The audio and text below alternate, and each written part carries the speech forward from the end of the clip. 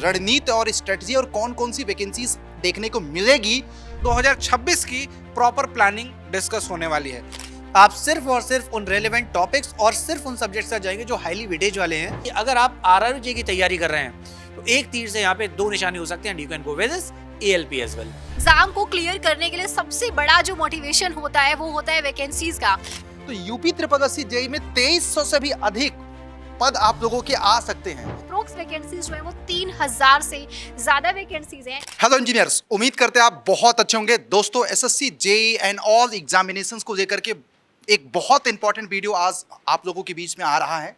Guys, जैसा कि आप थंबनेल में टाइटल में देख रहे होंगे, 2026 की जितनी भी वैकेंसीज ऑनगोइंग हैं या आ सकती हैं, जिनके चांसेस प्रबल हैं, उनके बारे में पूरी इंजीनियर्स अड्डा की पूरी टीम सबसे सटीक रणनीति और स्ट्रेटजी और कौन कौन सी वैकेंसीज देखने को मिलेगी आज हम आप लोगों को बता देंगे, सो दैट कि 2026 की सारी वैकेंसीज की तैयारी आप लोगों को करने का एक सुनहरा अवसर मिले।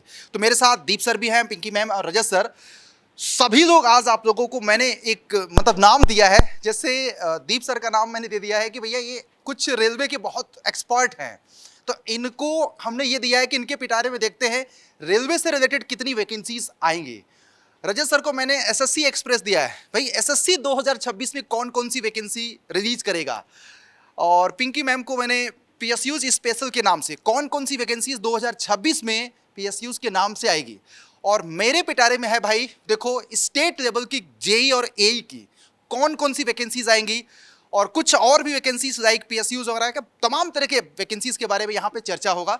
तो सबसे पहले रजत सर, आपको मैं इनवाइट करना चाहूँगा स्क्रीन पे आइए और डिस्कस करिए कि सबसे जो पहला यहाँ पे देख रहे होंगे बैकग्राउंड में बहुत सारे टीचर्स नए हैं, तो क्या लग रहा है कि कोई पहचान सकता है बच्चा कि कौन सा टीचर कौन कौन है? बिल्कुल सर, वैकेंसीज में डिस्कस करने से पहले आप सभी को ये भी बोलना चाहूँगा कि यहाँ पे ये तो आर.के. मिश्रा सर ही दिख रहे हैं डेफिनेटली, और बाकी सरप्राइज जो है धीरे धीरे आपको पता चलेगा सेशन जैसे जैसे कंटिन्यू होगा।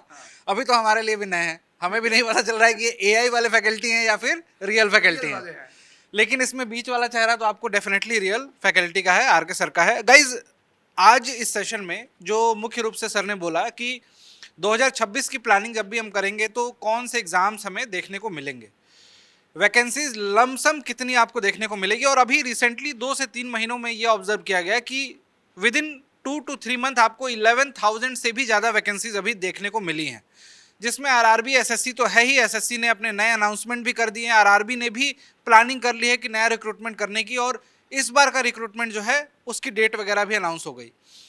तो कहीं ना कहीं आपको लगता है कि सर एग्जामिनेशन की डेट फटाफट निकल रही है, टाइम बहुत ज़्यादा नहीं मिल रहा है, क्या आगे अपॉर्चुनिटी हमसे मिस हो जाएंगी? ये वाली अपॉर्चुनिटी तो आगे मिलेगी या नहीं मिलेगी, उसी पे डिस्कशन है। और भरपूर मिलने वाली है अपॉर्चुनिटी, जैसा आर.के. सर ने बोला, स्टेट की वैकेंसीज भी है जो कि आपके लिए इस समय बूस्टर का काम करेंगी। जिस भी स्टेट से बिलोंग कर रहे हो, कुछ कुछ स्टेट में तो ऐसा हाल है कि अदर स्टेट वाले पार्टिसिपेट नहीं कर पाते। अभी ओडिशा में देखा आपने, बिहार में भी वैकेंसीज हैं, अदर स्टेट वाले पार्टिसिपेट कर सकते हैं, लेकिन रुझान उतना ज़्यादा नहीं होता बच्चों का, वहाँ पे भी डेफिनेटली बिहार वाले बच्चों को एडवांटेज मिलता है। इसी तरीके से बाकी सारी पोस्ट, बाकी सारी वैकेंसी, सारी चीज़ें आपको एक एक करके मैं बताने वाला हूँ, एक एक करके हम सब डिस्कस करने वाले हैं आज के इवेंट में, और 2026 की प्रॉपर प्लानिंग डिस्कस होने वाली है। आर.के. सर से बोलूँगा, सर पहली स्लाइड पे चलते हैं और सबसे पहले हम लोग देखते हैं कि बच्चों के लिए जो एलिजिबिलिटी का कंडीशन है वो क्या होना चाहिए। आपसे पूछूंगा मैं सर, सबसे मैं एक बात बोलूंगा, उसके बाद शुरू करिएगा सर। गाइस देखो यार, मैं आपको हमेशा बोलता हूं कि ये वीडियो शुरू से लेके अंत तक देखिएगा, क्योंकि बहुत कुछ सरप्राइज इस वीडियो में है। आपको इतने सारे इंफॉर्मेटिव चीज़ें आप लोगों को बताने को मिलेगा ना कि बहुत मज़ा आएगा। सभी लोग शेयर कर दीजिएगा। बहुत सारे लोगों को लग रहा होगा कि कमेंट नहीं दे रहे हैं, तो गाइस देखो, वीडियो को बहुत क्रिप्स और सिस्टमैटिक बनाने के लिए थोड़ा सा आपके कमेंट बाद में देंगे हम लोग, तो बने रहिए। तो सबसे पहले यहाँ पे आरआरबी एक्सप्रेस, रजत सर, आरआरबी जेई के बारे में एक बार बताइएगा, आपको क्या लग रहा है कि 2026 का आपका क्या रोड मैप है? सर डेफिनेटली जितने भी एस्पिरेंट आरआरबी के एग्जामिनेशन के लिए मेहनत कर रहे हैं, उन सभी को बस एक ही चीज़ मैं बोलूँगा। गाइज, अभी रिसेंटली एग्जामिनेशन की डेट अनाउंस हुई है, 25 वाला एग्जामिनेशन, 26 वाले एग्जामिनेशन में भी आपको ये लग रहा है कि सर यहाँ पे वैकेंसीज बहुत ज़्यादा देखने को मिलेंगी, और इसी तरीके से आरआरबी हर साल रिक्रूटमेंट करने वाला है। लेकिन आप में से बहुत सारे ऐसे एस्पिरेंट होते हैं कि जिनको सारी टाइमलाइन पता होती है। टाइमलाइन पता होने के बावजूद भी, जैसे यहाँ पे पता है ना कि जुलाई 2026 एक इंपॉर्टेंट मंथ दिखाई दे रहा है, कि आप सभी को पता है कि सर टाइमलाइन हमें दिख रहा है, लेकिन पढ़ाई उस लेवल की नहीं होने की वजह से CBT 1 में सिलेक्शन नहीं होता है। इसके लिए मैं दीप सर को यहाँ पे बुलाऊंगा, क्योंकि डेफिनेटली RK सर ने पहले भी बताया था कि RRB की वैकेंसी को डिकोड करेंगे दीप सर। और सबसे इंपॉर्टेंट बात है कि अभी जो रिसेंट में भी एग्जाम होने वाला है CBT 1 का, उसमें भी हमें ये डिस्कस करना है कि सर CBT 1 को इस बार जो बच्चे दे रहे हैं या फिर जो बच्चे मिस कर दे रहे हैं उनको अगला चांस भी मिलेगा। इस बार जो दे रहे हैं उनके लिए क्या सजेशन है, अगली बार जो देंगे उनके लिए क्या सजेशन है, और ओवरऑल इस एग्जामिनेशन को कैसे क्लियर किया जा सकता है, ये बताइए सर। बिल्कुल सर। सो सर के ना यहाँ पर बेसिकली दो क्वेश्चन है कि प्रेजेंट जो अभी कैंडिडेट्स हैं, जो अभी ऑनगोइंग एग्जामिनेशन वाला जो प्रोसेस है, उसमें हम लोगों को किस तरीके से तैयारी करनी है, और जो हमारे पास 2026 वाली जो वैकेंसीज, यानी कि जब ये वाली वैकेंसीज कवर अप हो जाएगी जो नेक्स्ट ईयर के लिए आएंगी, उसमें हमें कैसे प्रिपेयर करना है। तो देखो, प्रेजेंट टाइम में आपके पास एक स्पेसिफिक टाइम ड्यूरेशन जो है वो 30 से 35 दिन का ही बचा है। तो इन 30 से 35 दिन में आपको उन स्पेसिफिक टॉपिक्स के साथ ही जाना पड़ेगा which are relevant with the examination. Irrelevant चीज़ों के साथ अभी नहीं जा सकते, और यहाँ पर आपको ये भी देखना पड़ेगा कि किन चीज़ों को मैं छोड़ सकता हूँ, बिकॉज अगर मैं यहाँ पर जब तैयारी कर रहा हूँ और मैं सब कुछ पकड़ने की कोशिश करूँगा, it is going to create issue. तो अभी आप क्या करेंगे, आप सिर्फ और सिर्फ उन रेलिवेंट टॉपिक्स और सिर्फ उन सब्जेक्ट्स का जाएंगे जो हाईली वेटेज वाले हैं। कुछ सब्जेक्ट्स या टॉपिक्स को आप स्किप भी कर सकते हैं as of now. For example, जैसे इकोनॉमिक्स वाला पार्ट हो गया, क्योंकि यहाँ से क्वेश्चन हैं, 1 से 2 ही क्वेश्चन आएंगे, बट साइंस, मैथ्स और रीजनिंग मैक्सिमम वेटेज यहीं से है ना। 85 मार्क्स का जो वेटेज है वो अकेले इन 3 पार्ट से आ रहा है, तो इन्हें तो आप मिस ही नहीं कर सकते। लेकिन जो कैंडिडेट्स अगली साल की तैयारी कर रहे हैं, उन लोगों को GK GS पे भी फोकस करना होगा, बिकॉज यहाँ पर जब आप GK GS पे फोकस करते हैं ना, तो आप मैक्सिमम स्कोर कर सकते हैं, और मैक्सिमम स्कोर जब करेंगे तो कहीं ना कहीं ये सिलेक्शन में आपकी हेल्प करेगा, CB2 वाले पार्ट पे हेल्प करेगा।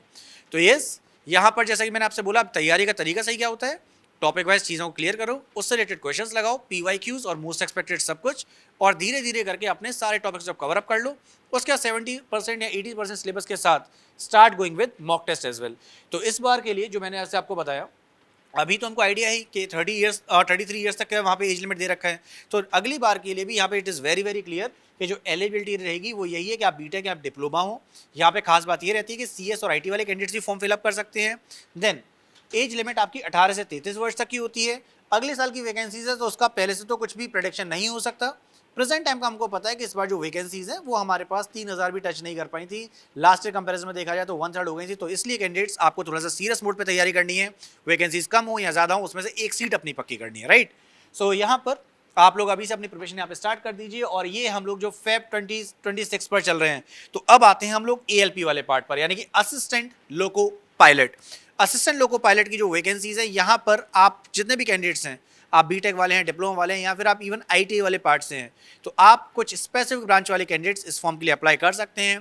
पे स्केल काफ़ी अच्छा रहता है। और अगर मैं ग्रुप C की पोस्ट में बात करूं, जहां पे लैक्स में सैलरी पहुंच जाती है सबसे जल्दी, वो ये ALP वाली ही है। सो ALP 2026 का जो एग्जामिनेशन है यहाँ पर, तो इसमें आपको बता दूं एज लिमिट यहाँ पर 18 से 30 ईयर्स तक की है। यहाँ पर 3 साल कम रहते हैं, यानी कि 18 से लेकर 30 वर्ष तक के कैंडिडेट्स अप्लाई कर सकते हैं। और बीटेक डिप्लोमा के अलावा अगर आप ITA से, तो भी आप यहाँ पर भर सकते हैं फॉर्म, राइट। और वैकेंसी जैसी अपडेट होगा आई विल टेल यू। लेकिन इसमें भी खास बात यही है कि जब आप CBT 1 के साथ जाते हैं, तो अगेन साइंस का सबसे ज़्यादा वेटेज है। साइंस, मैथ्स, रीजनिंग और GK GS, यही चीज़ यहाँ पर भी। यानी कि अगर आप RRJ की तैयारी कर रहे हैं, तो एक तीर से यहाँ पे 2 निशाने हो सकते हैं, and you can go with this ALP as well. So next हम लोग यहाँ पर आगे बढ़ते हैं। और अब मैं यहाँ पर RK सर को एक बार बुलाना चाहूँगा। सर, SSCJ के बारे में प्लीज़ बताइए। तो गाइज देखो, SSC JEE के बारे में आप लोगों को पता है कि सबसे ज़्यादा कहीं ना कहीं पूरी टीम हम डिस्कस करती रहती है। बट SSC एक्सप्रेस आज के दिन मैंने पिंकी मैम को बनाया है, तो एक बार पिंकी मैम भी आइए। और SSC JEE 2026 का एक रिसेंट अपडेट आया है। तो 2026 में SSC JEE कब आएगा, कैसे आएगा, सब कुछ फाइनलाइज है।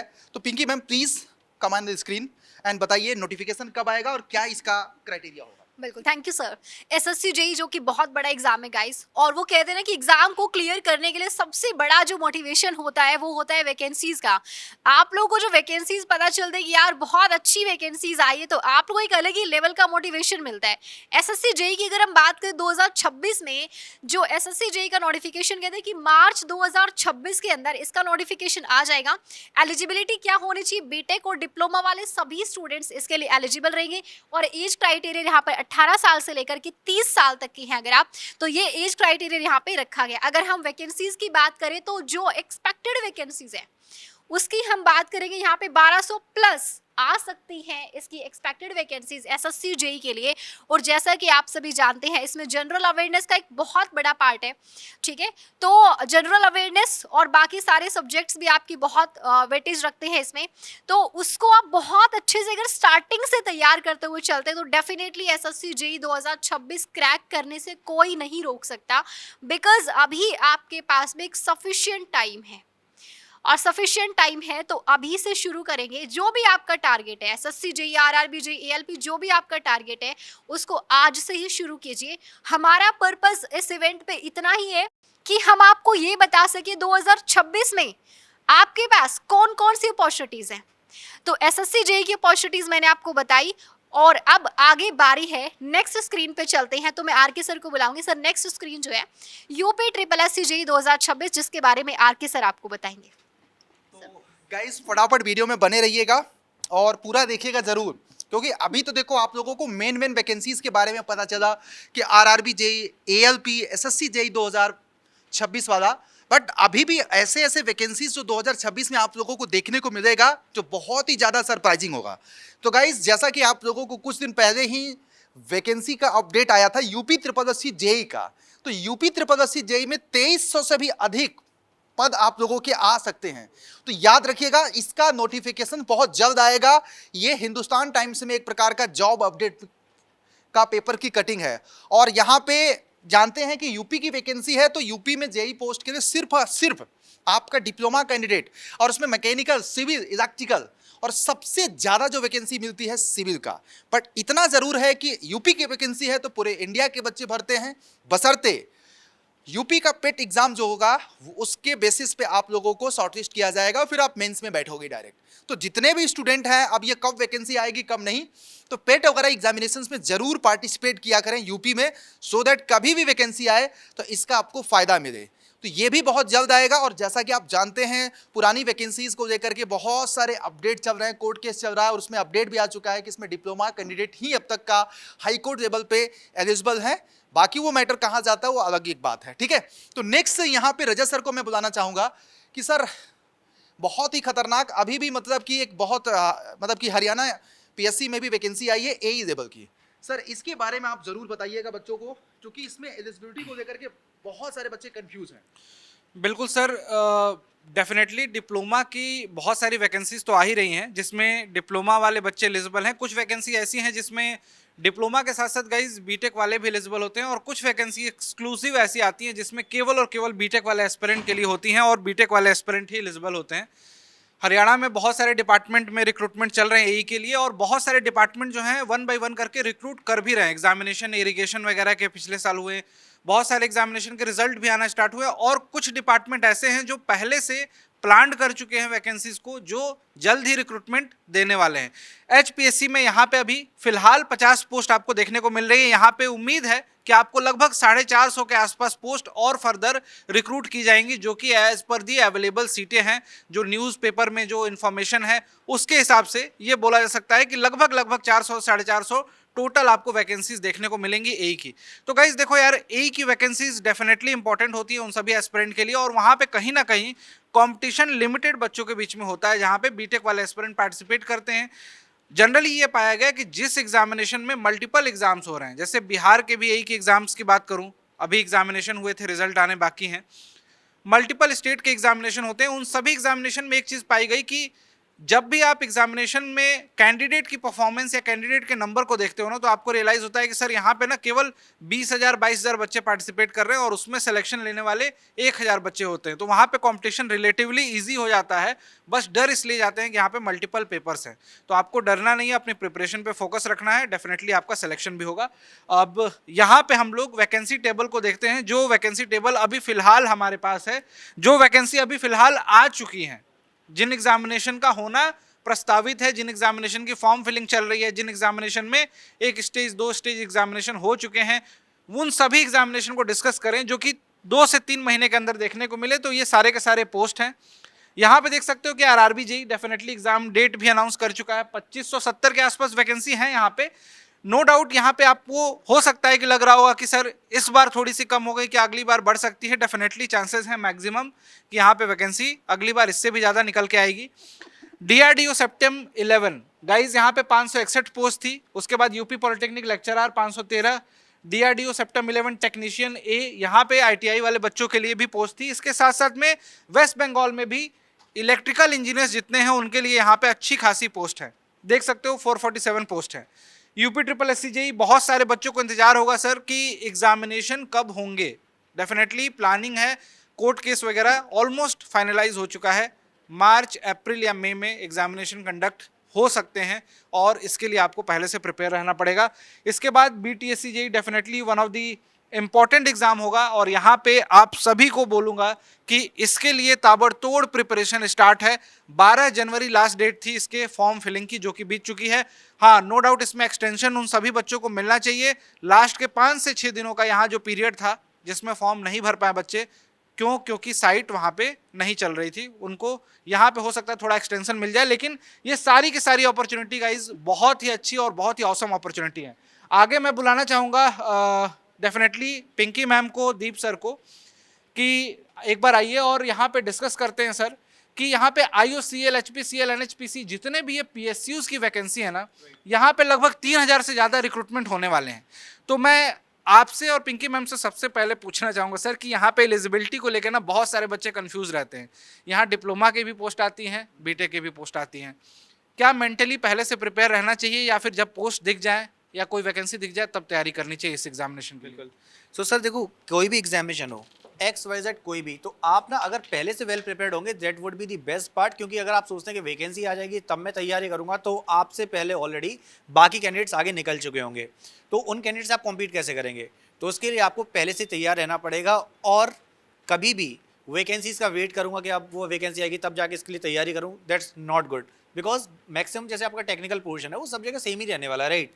साइंस अगर मैं यहाँ पर SSC के लिए तैयारी कर रहा हूँ या RRB के लिए कर रहा हूँ तो वही बाकी जगह काम आएगी। तो यहाँ पे आपको वेट करना ही नहीं है उस पार्ट के लिए। हाँ, पैटर्न का आइडिया जरूर रहना चाहिए कि लास्ट टाइम पे जब एग्जामिनेशन हुआ था तो किस तरीके से हुआ था। क्या कहते हैं पिंकी मैम? बिल्कुल सर, और मैं तो ये कहती हूँ कि लगभग चीज़ें सेम रहती है। एलिजिबिलिटी क्राइटेरिया तो आपको आज भी पता चल जाएगा, उसके लिए आपको नोटिफिकेशन की कोई ज़रूरत नहीं है। वो आप गूगल पे भी डालोगे, एलिजिबिलिटी क्राइटेरिया हर एग्जाम को आपको आज ही मिल जाएगा। एलिजिबिलिटी क्राइटेरिया चेंज नहीं होता है, सिलेबस चेंज नहीं होता है। कभी कुछ 0.1% चेंज हो भी गया तो 99% चीज़ें आपकी हर साल सेम ही रहती है। बदलता है अगर कुछ तो वो वैकेंसीज बदलती है, उसके ऊपर आपकी तैयारी डिपेंड नहीं करती कि वैकेंसीज कम है या ज़्यादा है, उस हिसाब से आप तैयारी करेंगे। नहीं, वो सिर्फ एक मोटिवेशन होता है आपका कि हाँ ज़्यादा वैकेंसीज है तो ज़्यादा चांसेस है सिलेक्शन की, कम वैकेंसी तो कम चांसेस है। बट अगर प्रिपरेशन बेस्ट है आपकी तो मुझे ऐसा लगता है कि कितनी भी वैकेंसीज हो आप कर सकते हैं। बाकी आज का हमारा सेशन है आपका अपॉर्चुनिटीज़ के ऊपर ही बेस्ड कि हर फील्ड में, हर एग्जाम में कितनी वैकेंसीज है। तो अप्रोक्स आप यहाँ पे देखोगे, अप्रोक्स वैकेंसीज जो है वो 3000 से ज़्यादा वैकेंसीज हैं। जितनी भी आपकी जो PSU कंपनीज है, जैसे कि HPC हो गया, आपका NHPC हो गया, ठीक है, और आपका जैसे कि ONGC हो गया, THDC हो गया, IOCL है, ये सारी आपके PSU कंपनीज, इतने सारी अपॉर्चुनिटीज़ हैं, प्लस इनके साथ अलग अलग वैकेंसीज आपको मिलेंगी। और सबसे बड़ी बात तो ये है कि सिलेबस आपका जहाँ कॉमन सिलेबस होता है ना, वहाँ पे आधी मेहनत वैसे ही कम हो जाती है। नॉन टेक अगर है तो सब में सेम पार्ट रहेगा आपका।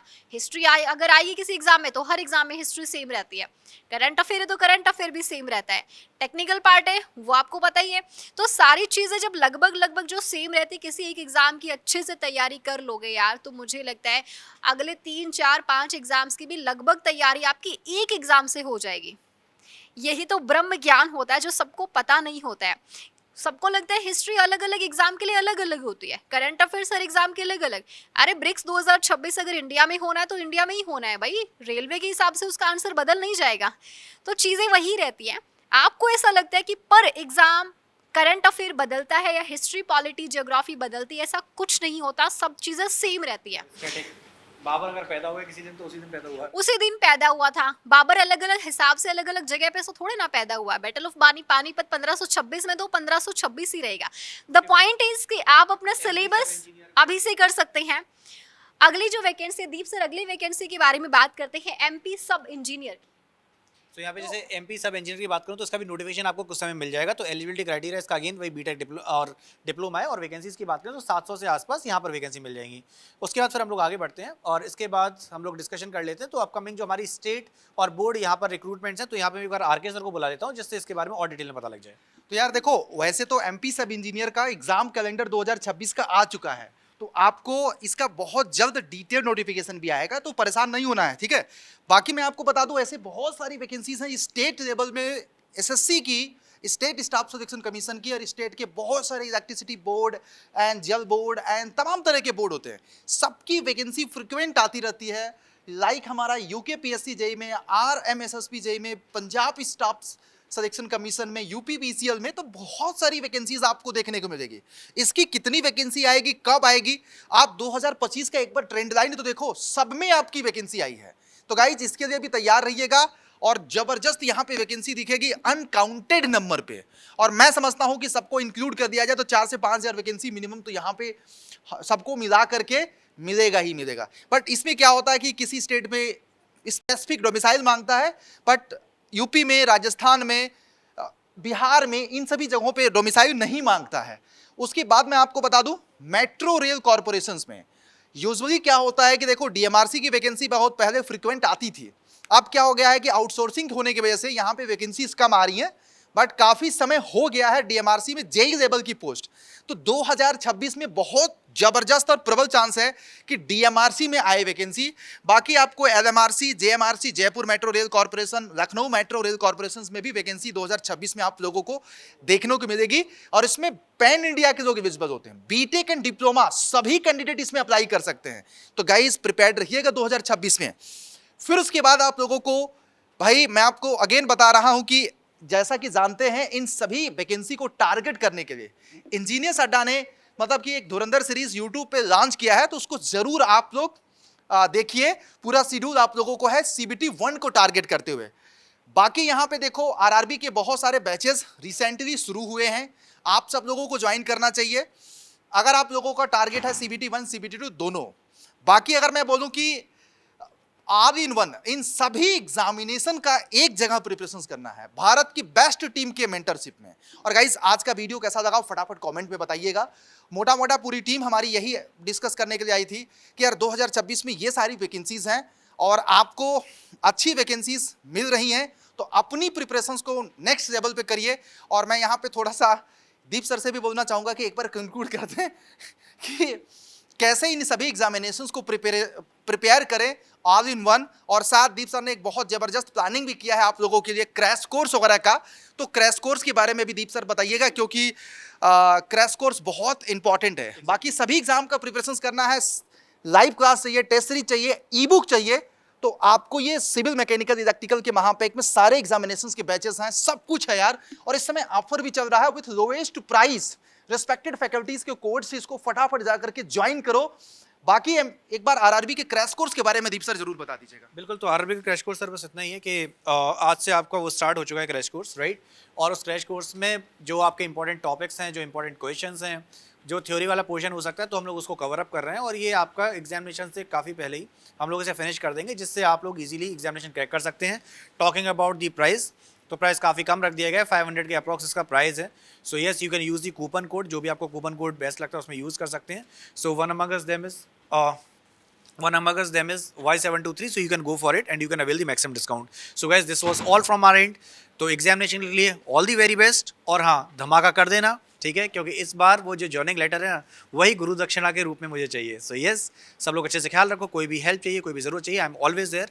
कमेंट सेक्शन, टेलीग्राम, जहाँ से भी हेल्प आप मुझसे ले सकते हैं, जस्ट गिव योर कमेंट, मैं अपने आप ही वहाँ पर आपकी हेल्प कर दूंगा। So take care guys, bye bye everyone, take care, जय हिंद। और एग्जाम के लिए again all the very best.